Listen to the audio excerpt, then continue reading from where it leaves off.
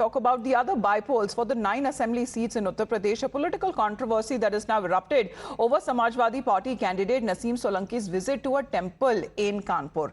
Naseem Solanki is the wife of jailed former MLA Irfan Solanki. She's been contesting the bypolls from Sisama constituency following her husband's imprisonment. Let's listen into the reaction first.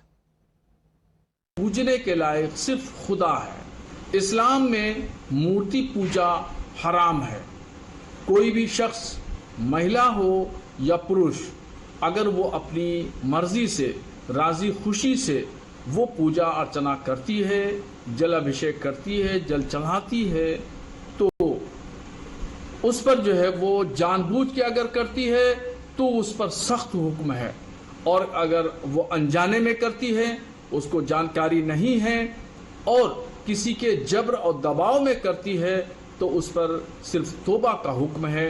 तो जिस महिला ने भी अगर अनजाने में किया है तो वो शरीयत की नजर में वो मुजरिम है। Meanwhile, the BJP targeting the Samajwadi Party candidate over the Mandir visit, describing it as a political stunt. The Samajwadi Party saying that only remembers temples when elections approach. On the other hand, the party is slamming the BJP, stating that the party is engaged in politics of hate. Listen into the war of words.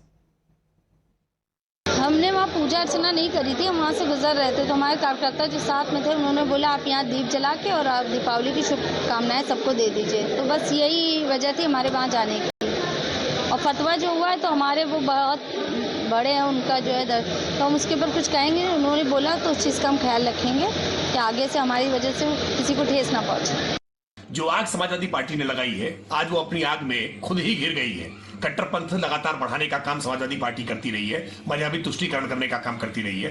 अब इरफान सोलंकी की पत्नी नसीम सोलंकी वो भगवान शिव की पूजा अर्चना करने के लिए चुनाव के वक्त पे चली गई, तो ये बात कट्टरपंथियों को अब नागवार गुजर गई है और इसलिए कट्टरपंथी अब फतवा जारी कर रहे हैं। इसलिए जब दूसरों के घर में आग लगाते हैं ना, तो अपने घर में भी आग कभी न कभी पहुंची जाती है। कट्टरपंथ से देश का भला नहीं होने वाला है, सबका साथ सबका विकास से भला होने वाला है। कि समाजवादी पार्टी सभी धर्मों का सम्मान करती है, परंपराओं का सम्मान करती है और यही समाजवादी विचारधारा है। नसीम सोलंकी जिनके पति इरफान सोलंकी जेल में बंद है, भारतीय जनता पार्टी की सरकार ने जुल्म और जाति करके फर्जी मुकदमे लगाने का काम किया और अब नसीम सोलंकी वो समाजवादी पार्टी की प्रत्याशी हैं। उपचुनाव हो रहा है। भारतीय जनता पार्टी वो नफरत की राजनीति करती, बंटवारे की राजनीति करती है, वो बटोगे कटो जैसे नारे देती है। समाजवादी लोग, समाजवादी प्रत्याशी सबको साथ लेके चलने का प्रयास करते हैं। Well, Adi, politics that is at play as far as temple politics also now taking place with this fatwa that has now been issued to her, however, saying that she was only advised to greet people on the occasion of Diwali. What happens now? Well, Amita, see, a political row has erupted after Naseem Solanki, who is also the wife of the jailed Samajwadi Party leader Irfan Solanki, visited a temple in Kanpur during her campaigning. And after that, a fatwa has been issued against her by the All India Muslim Jamaat's national president, Maulana Shahabuddin Rizvi of Bareilly.